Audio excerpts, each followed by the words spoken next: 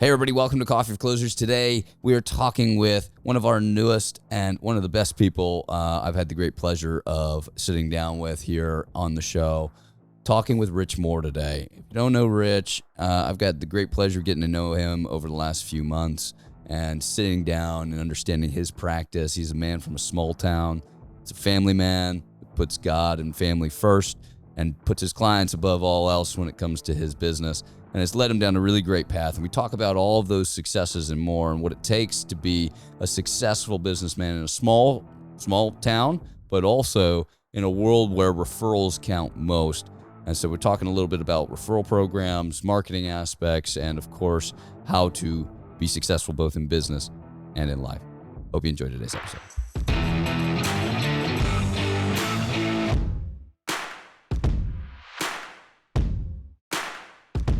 How long ago did you start in this business?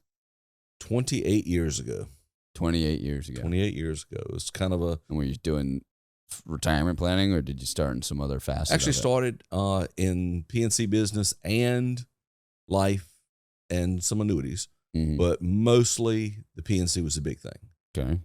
We had a situation happen. We had a family friend who actually passed away in a car accident and opened up a position, and they hired 3 people to take the guy's position. And I was one of the 3. What was he doing? He was just a PNC agent. Did a little bit of life, a little bit of annuities and things like that. I've seen what's happened to some of the families, and when I first got started into it, the PNC, that's what paid the bills. But my passion was the life and financial products. I've been very, very fortunate and unfortunate at the same time. I've had a lot of customers, that I've had to deliver death claim checks, and it's one of the saddest days, but later on it can be one of the best, to know that they were provided for and know that they were taken care of. Yeah. And, that's one of the things that I've done. I've always made it a passion and always made it kind of like a goal for me. You're going to tell me no 3 times. Okay. Yeah. If I go through and I see that there's a need there, you're going to tell me no 3 times. After the 3rd time, if I figured it out, hey, I don't have any chance of getting this done. Look, I've done the best I can do. But, it would feel awful to go through and not do what I should have done and not done the right thing by the customer and not taking care of them. Right. Because at night when I put my head down and I go to sleep, I want to know that I've done right by my customers, I've done right by my family, and done right by the Lord. Because, that's kind of the way to live my life. Yeah. My grandfather instilled something in me. Yeah. He says, son, you look a man in the eye, you give him a firm handshake, believe in God, and tell the truth, life will take care of itself. Isn't that true? Man, oh man. So I built my life and built my business off of that. Right. And it's, it's been very, very rewarding at times, very tough. Like now we're going through some tough times. The economy and the government has put stuff on us that, we can't control. But, the thing about it is you associate yourself with the right people. You associate yourself with the right companies, and you find the tools and get the tools that you need to get the job done. Sure. And, at the end of the day, taking care of our client, that's our number one goal. Right. Well, so what were you doing before you got into? I was doing industrial sales. Industrial sales. So you're in some form of like sales. Right out of college. Had one of my fraternity brothers actually hooked me up with a company, and we did industrial sales. And, it was crazy. I would go through, and you talking about a work ethic, and it taught me a work ethic because I would start off in our town. I'd go down the road 30 miles to another town. I'd have to do sales calls in that town.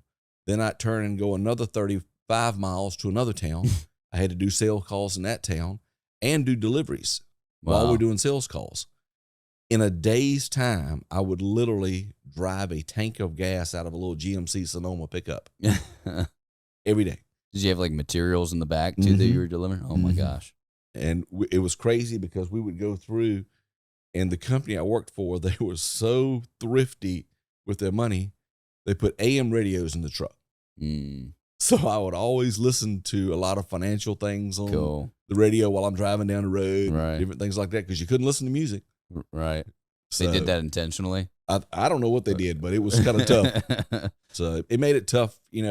trying to kind of get in a groove. So I'd always listen to the talk shows and listen to different things and picked up a lot of information.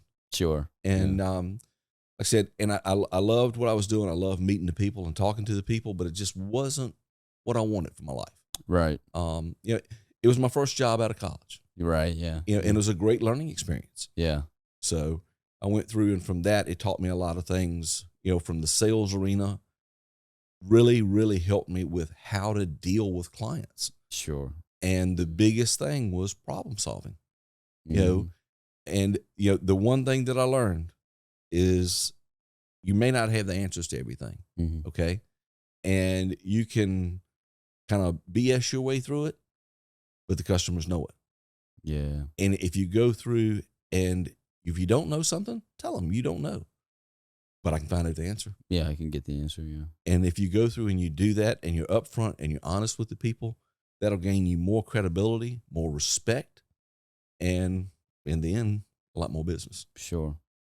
So what attracted you to then shifting? So I do feel like, just before we move on to that next thing, I do feel like that's a real commonality in great producers or great people in this business. One, they did something in their formative years that taught them that grittiness, especially in the independent channel. Maybe in the captive channel, they don't need as much grittiness, but in the independent channel where you're going to be an entrepreneur, it does seem like that grittiness comes from something before they got into this business. Very rarely do I see people make it that just comes straight from college into independence. Just doesn't seem to work. Plus, they need the kind of formal sales training. You don't get that in college. Yep. So it sounds like you got that. But then you get this call that sounds like a local guy in the PNC world had an opening because of a terrible, terrible accident. And what appealed about it was the aspect of truly not only just selling something and getting to interact with people, but really solving a problem that was near and dear to your heart. Yep. It was rewarding. Yeah. That's the best way I can say it. Yeah. Because, you go through and we've had people that have lost houses. They've had car accidents. They've had deaths in their family. They've had different things go on. And to make sure that we've done the right thing, we've put the right coverage in place. We've put the right deductibles there on the PNC side, but on the financial side, we've gone through and we've got enough life insurance to cover, the dad if he's the bread earner, or the mom if she's the bread earner. You go through, and that's my main goal, is making sure that they're protected. On the financial product side, we go through and we look at it, and like I said, an old adage my grandfather told me, he said, son, you got 2 ears and 1 mouth, use them proportionally. Yeah. And that's tough. From a salesman side, you want to talk. You want to get that product out there. You want to talk to them about it. But if you listen to what they say, they go through and they tell you what they want. They tell you what they need. Yeah. And then when you go through and do that, hey, I'm just checking off the boxes. I'm finding the right fit for you. And at the end of the day, I want to make sure, number one, you're happy. Number two, you can afford what we've got. And number three, hey, that's Rich. That's the guy that took care of me. Yeah. I want to be their problem solver. I want to be their friend, and I want to be their consultant. You're almost like, and we've taught a lot about this recently, but it feels like you're their problem finder. Maybe not just their problem solver, like their problem finder. Like you're helping them see the forest through the trees. Yep. And it's hard sometimes when you're living in it to see what your real problem is. Yep. And you're helping them find it almost. Yep. And then it's an easy thing to solve the problem once you know what the problem is. And the thing too, our economy has forced people to kind of cut back on some things. And, sometimes, I've got people call me, have I got money to buy this car? Have I got this? Have I got that? I got a call today just before coming here. A guy was asking me, said, hey, Rich, I know we had talked about this thing called earnings potential or earnings. And I was like, you talking about your earnings limit? He said, oh, yeah, that's what it was. That's what it was. That's what it was. He said, how much can I make? And I said, well, look, here's a website. I said, I can't give accounting advice. And I said, but here's a guy that you can call, and that's another thing that I've done. I've surrounded myself with great people. Yeah. I've got great resources that we can use to kind of help our customers and make sure that they're, taken care of. And we went through and he says, okay, Hey, I appreciate that. He says, when we going to get together and do lunch? I said, look, we'll talk when I get back. Yeah, So I said, I'm down here getting some training and kind of getting, so he said, is it going to help me? And I said, look, everything I do, we try to work and help every one of our customers. That's great. And I feel like, and talk to this a little bit. You're kind of in a small town, right? How many people in your town? Do you know? Between 50 and 60,000. Oh, wow. Smaller than I thought, actually. Yeah. Okay. So you're in a small town. It feels like more than most, you've got this really deep connection with your clients. It feels like a very familial vibe to your practice. Talk to us a little bit about succeeding in a small town as far as, like, how do you do this so well? Because you really have done a very good job considering that fact that it's 50, 60,000 families or 50, 60,000 people, but only so much there. And it does seem like that is a very big struggle for a lot of advisors out there that find themselves in small towns. They find themselves needing to, like, branch out or move or whatever. But you've been able to be successful despite those things. What do you attribute that to? What are the keys kind of thing? What fundamental things do you think are key working in a small town? Well, the big thing with it is you've got to interact. You've got to connect. Yeah. You know, that's the big thing. You know, we work really, really hard. Knowing a little bit about me, you know, one of my passions, I love sports and I love kids. Yeah. And there's not a field in that area that we don't sponsor and we don't donate to. Right. There's not a school there that we don't help with.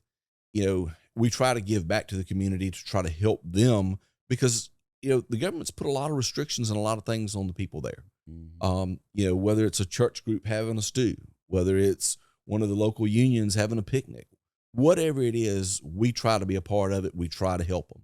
Yeah. You know, and a lot of times we'll set up a booth there. We'll go talk to them, you know, and sometimes we'll get business out of it, but the interaction is the big key. You know, just being there, being your face, having it there, you know, having it on, you know, the billboards, having it on the, field in left field out there. And, you know, you can see it on, like, the signage on the side of the stadium. Exactly. You know, and we don't do it as much for the advertising as we do it to help support the kids. Yeah. And help support the groups. Yeah. That's the big thing that we do. And then another thing with it too, you know, we'll go through and we'll have luncheons. We'll have lunch and learns at some of the churches. We'll have some of the union halls. We'll go through and do that. And it's more of a relaxed, informative session than it is trying to be like a sales meeting. And we try to give back to them because, you know, at the end of the day, if I can give them one bit of information that helps them become more knowledgeable in their retirement process, with their life insurance or whatever it may be, I've accomplished something. And that means a lot to me because, you know, I've had people in my life that have contributed to where I've gotten, you know, and like I said, I like giving back and I like trying to relate to the people and do the right thing by them. Yeah. You know, and not only be their agent, but be their friend. You do seem like you're leading with them first in mind always. Yep. And I think that's more important. It's more important to just listen a whole bunch, I feel like, in those smaller towns, but working towards, like, a referral-based system, right? Because that's what it seems like you've definitely done that, but it seems like that's the best way for it to work. It's like if you're just doing a workshop every once in a while and not building your brand in the area and really just being a person of the people, in a small town, you become like that just sales guy that's only there for the sale and then gone tomorrow. Yep. And it feels like that might be the only path to true success in the small town is, like, you got to get out there, brand, be a part of the community, do all the hard little things in order to have success long term. Well, one of the, I guess I'm not going to say obstacles, but one of the challenges that we run into is time. And we go through, and every client that I have, literally every client that I have, when we go through and we meet, we get everything done, we get everything straight. Hey, you want to deal with us? Great. I appreciate the privilege of being able to do that. Mm-hmm. We get your paperwork done. When it comes back in, I physically sit down and review it with them. Mm-hmm. Okay. Make sure everything is right. We do everything as much as just checking the spelling on the names, making sure the beneficiaries are right, making sure everything's done. When that is done and we talk about it, they're happy. We set the appointment for their review for the next year. Yeah. And we get it done and have everything straight. And then we follow up with them. Okay. And then the other thing about it is, we've talked about this in the past. I like having every one of the tools I can have in my toolbox to make me better. Right. Well, for them, I'm the tool in their toolbox for their financial side. And like I said, they call me for their car. They'll call me for this. They'll call me for that. And one of the big things that I do, and a lot of agents don't do this, a lot of financial people don't do this, I will not leave the office until I've returned every phone call from that day. If that message comes in, that phone call is going to be returned. Now, I may not be able to solve your problem. I may not have the answer to your problem, but I'm going to at least give you the courtesy and the respect. I'm working on it. Exactly right. Because that keeps me connected with them. And So it's valuable. Nothing any worse than to go through and call somebody and not get a phone call back. I know. That's one of my pet peeves. It's the wonder. It's like, what am I, in a queue? What spot am I in the queue? Exactly. Am I going to get a call tomorrow or the next day? I mean, we have those struggles internally. Yeah. Like every once in a while, we have like something that's like, guys, setting expectations even is better than nothing. Right. Right. And that's kind of what you're saying. It's like, at least even if you can't solve the problem, it's like oftentimes, and I'm sure you've gotten this before from me, right? You'll call me and I'm in a meeting and I've got a message. I'll send you, hey, I'm in a meeting. I'll call you right back. Yep. Better than nothing, right? Exactly. Easily better than nothing. Exactly. I'll call you right back. I'm in a meeting. Heard. Right? Like restaurants when they are, now Jacob's nodding his head. But when you're in a restaurant and a chef says something or a waiter says something to the chef and they're like, hey, table 3 needs X, Y, or Z. Chef responds back, heard. Just let them know, like, I heard that, I got it. Same kind of thing. Saw you called. And I acknowledge it and I'm coming back for you. And it's me responding back out. That's another thing people don't seem to do. Yeah. Right? Like, for a while, I got into a nasty habit of having one of our office staff call back for me and say, hey, call Rich and let him know that I'm in a meeting and that I'll get back with him. Impersonal and, quite frankly, separated, like, he doesn't have time for me. Right? Whereas me just sending even the message from myself to you is even better than even doing that. But it does seem like, just to tie this all back around, these are all those little things that are helping you get referral-based business in. And for those that watch these shows, the discrepancy between like new marketing closes and referral-based marketing closes is staggering. Imagine it. It's like 10% of new marketing opportunities will go to a close, as long as the marketing's good. Right. Referral-based marketing is like above 50%. If you get a prospect from a friend or a client or somebody like that walks into your office because of whatever branding you've done or community outreach you've done or something that, if you refer an advisor to come to Megastar, the likelihood that we close that advisor on joining Megastar, above 50%. That's great. It's like, just don't mess it up. It's the same kind of thing for you, though, right? If you shift gears and go towards just doing workshops in your local community, and these, or maybe just in an outside community, because now all your community members know you, but go to a next town over, do a workshop in that town, and they don't know who you are, but you've just given a very compelling, great speech. You could give a 10 out of 10 as far as a presentation goes. Closing percentage will be almost half, if not less than half, than that of the. And it's just wild, that more advisors don't work towards, and it's the grooming of the whole mail house world way back when, of like, do another workshop, do another workshop, do another workshop. It's like the better thing would be do a workshop, make sure you've got good retargeting and community outreach and good branding everywhere so that people start to know you, and that people that know you come to your workshops and see you and realize how smart you are on X, Y, or Z topic beyond just sponsoring the events or whatever. And so, that branding effort is not to be forgotten just because, marketing gets you a quick dose of a new prospect or something like that. Anyway, brilliant stuff. So you go in and you start writing, start helping more and more clients, and you've now grown to this point where you've got, a great P&C business that does an incredible amount, has a ton of clients. You've got a ton of life and annuity clients or financial clients of yours. What is the future look like for your practice? What is it that you see as far as maybe not even the future. Maybe that's not really what I'm interested in. I guess, what does the client experience look like now for somebody walking in? If I'm somebody that's just been referred over to you from a friend or something, and I walk into your business, what's going to happen? Well, we come in, kind of run through a sample appointment. First thing we do, we're going to find out, how'd you get there? Okay. Then we're going to go through and we're going to talk, and see. And the first thing I tell my clients, is what I do is not for everybody. Okay. And what I do may suit you. It may work great for you, and it may not. But at the end of the day, when you leave this office, you're going to know a lot more about financial products and your retirement than you did when you walked in. Sure. We'll go through, we'll see what they've got. Okay. And we'll talk to them and find out what are their concerns mostly. Because if safety is their number one concern, hey, I'm their guy. If growth is their number one concern, I may still be their guy.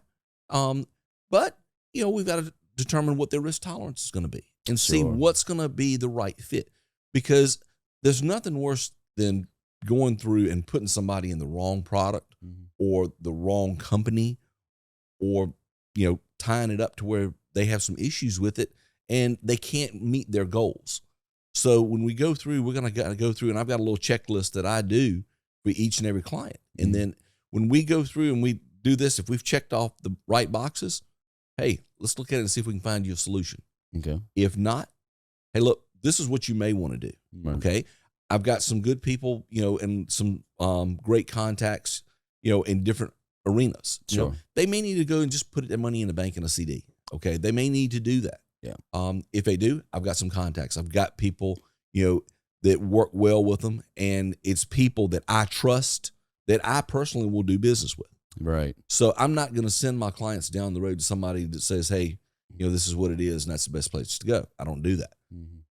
And you don't do that yourself, it sounds like. It's you're not forcing round pegs into square holes. No. And with it, when I go through and we have everything done, if it's a good fit and we've got the right solution for you, I'm going to offer them a couple different alternatives and say, this is one, this is two, this is three. This is the one I like the best because, we've had best success with it. Yeah. Or, hey, this one, you're talking about wanting to get this much out. Hey, this may be the right place to go because you're going to need a little bit more money than what the other companies can offer you. But when we go through and at the end of the day and everything is set up and everything is done, I know in the bottom of my heart, I've done right by that client, and we have done everything with it.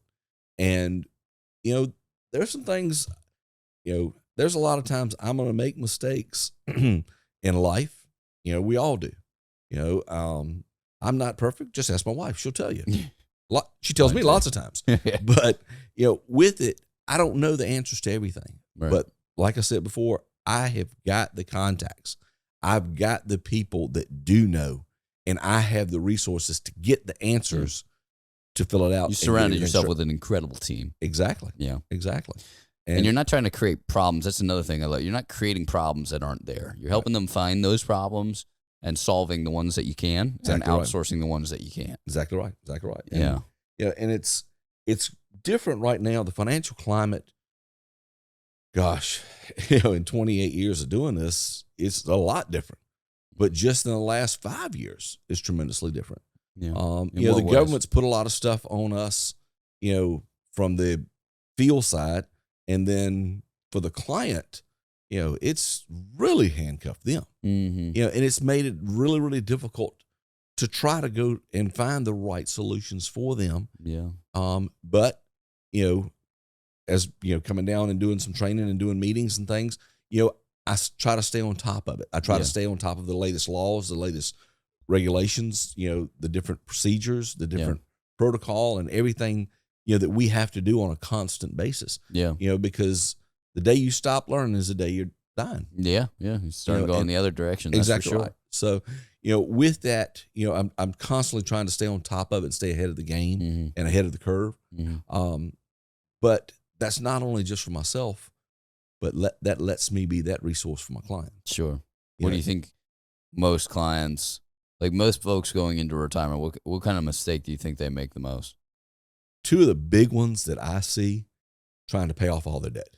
Because what they don't understand, you go through and let's just say hypothetically you've got a couple $100,000 retirement portfolio. And, you've got a little bit of money in the bank, you've got a little bit of money, in some stock accounts. You've got a couple things there, but, I just really want to get that house payment done. What they don't understand is, let's just say hypothetically, they still owe $50,000 on the house. Okay. Paying that house off is not going to cost you $50,000. All right. It's going to cost you 75 to 80 because you've got the taxes. Yeah. All right. Then you've got your loss of earnings that you're going to have on that 75,000 that you've had to take out on it. Yeah. Yeah. So it's compounding, and it's setting things up for a perfect storm. And, what happens with that is it puts people in a position to where, and I don't mean to stereotype and I don't mean to say anything negative, but hi, welcome to Walmart. Yeah. It's not like they wanted to do that. It's forced them to do that. Yeah. I think they're doing the right thing.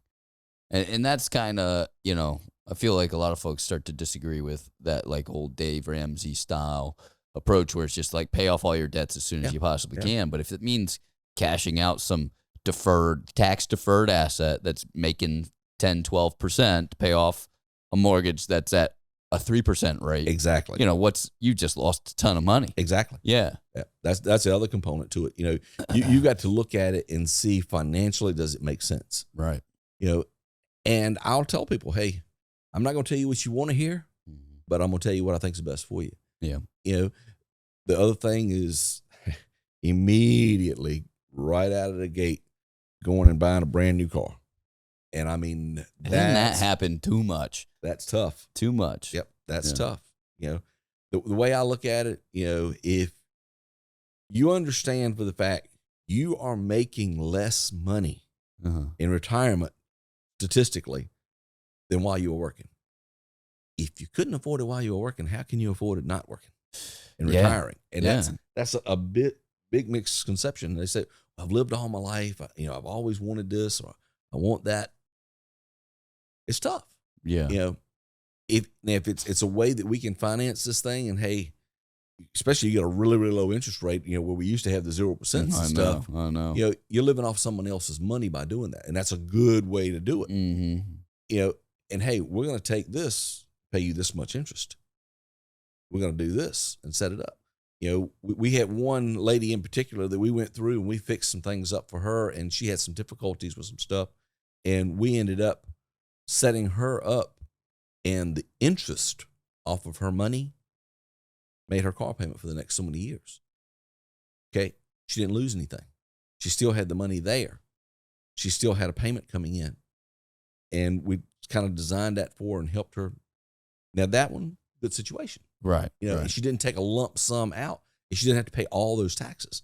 Because that's the other thing. I almost see it. Yeah, like I see people just cash out. They don't want to finance it. They cash out, $30,000 or what ends up being like $40,000 to net 30 to go buy a car that they're not going to keep too. Like they're going to keep 3 years and sell it. Exactly. Too many times. Yeah.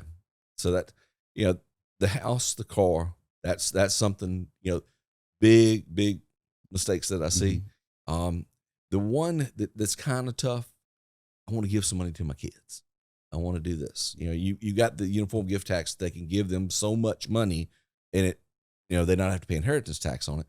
But with that, you've got to factor in, okay, if I'm going to give them 10, it's going to cost me 15. Yeah. So don't give them 15 and it costs you, 22, 23,000, so that's just something they need to know the numbers, and they kind of need to be a little bit more informed on it. And we try to help consult them on that so they know going into it. Yeah. And then the other thing, this one is a kind of a tough one, but they go through and they take lump sums of money instead of budgeting it and taking it over a specific time. Yeah. Because, even though they're older, they're still going to follow the same tax charts. If you take $25,000, the tax on that amount is this percentage. You take $50,000, oh gosh, it's this percentage. Push yourself, yeah. You take more, it's even higher percentage. And that's the thing that a lot of people don't understand with it. And then the last thing is just like what my buddy was talking to earlier, the earnings limit. You can only make so much money. Right. Going out and doing a side job or something like that. Right. Yeah. Right. You wind up and mess around and you find yourself taxing your Social Security up the wazoo. Exactly. Unnecessarily. Yep.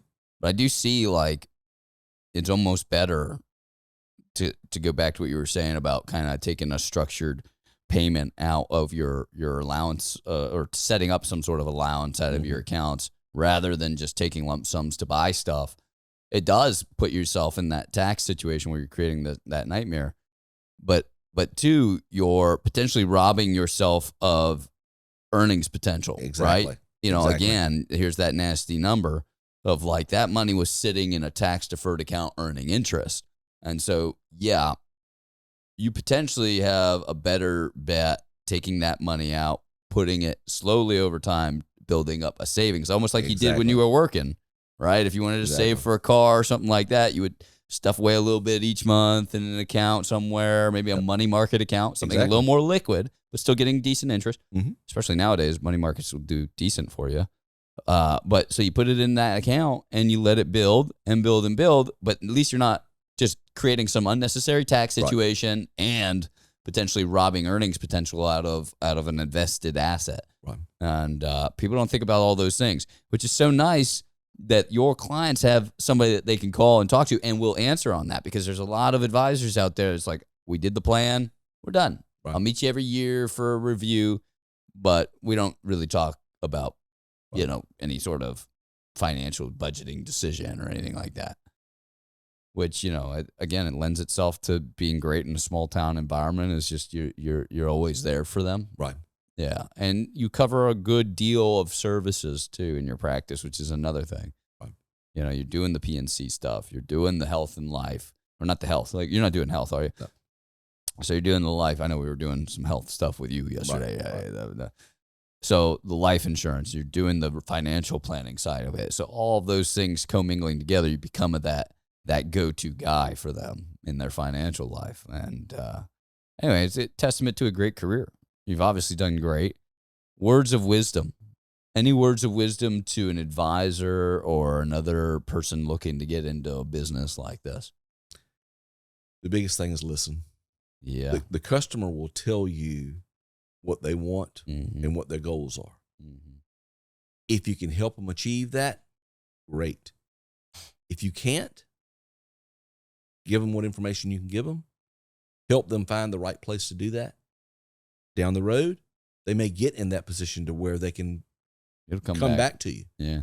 And I've had people that didn't deal with me that ended up sending people to me because comes back to you one way or another. Exactly. Either way, whether it be them or the someone big else. thing with us is when that customer walks in the door, okay, we've got a person that just retires from 35 years, of work. Okay. First and foremost, they have earned their retirement. Okay. Company didn't give them anything. They earned it. So they have worked hard for it. When we go through and we sit down with them, we're going to look at it and we're going to say, how much money do you need? How much money do you want? How much money are we going to work with? We're going to go through, we're going to put a portion of it in a liquid account somewhere, whether it be one of the credit unions or somewhere where they can get their hands on it at any given time. Then we're going to take a portion of it and put it in one of our products. Okay. We've satisfied their want. we've satisfied their need back with us. And then we've gone through, and at the end of the day, they've got the money that they need to handle that. You know, don't be afraid to diversify this and use someone else and put some of the money in different places. Yeah. Because your customer is your number one concern, not your pocketbook. Taking care of that customer and doing the right thing, you'll be far more blessed in your life and in your career than you ever thought possible. Isn't that the truth? That is so spot on. The most consistent piece of advice that I've gotten as a young man in this business is do the right thing, put your head down, do the right thing in every circumstance, and the money will come. Yep. All of the blessings will come. Yep. That's all you got to do. And too many times people get sidetracked by dollars and cents in the wrong places and wind up in a place where they're not as successful as they want to be or not as happy as they want to be in the success they've had. And you, sir, have had a great deal of success and a great deal of obvious blessings in all facets of your life. Yes, sir. So congrats to you, and thanks for doing this. This was awesome. Thank you. And, yeah, that's a wrap. Thanks, everybody, for watching. We'll see you next time right here on Coffee for Closers. Take care.